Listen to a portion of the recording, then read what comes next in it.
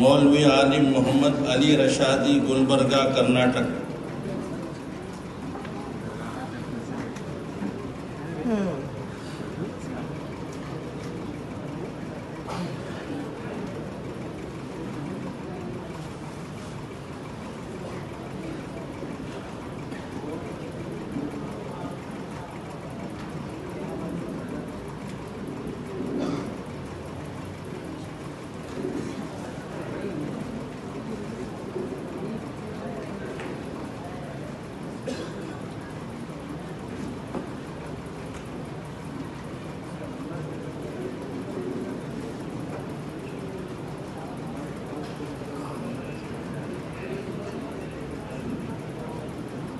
Maulvi Alim Ali Azhar Pasha रशादी, रावलपल्ली, Telangana.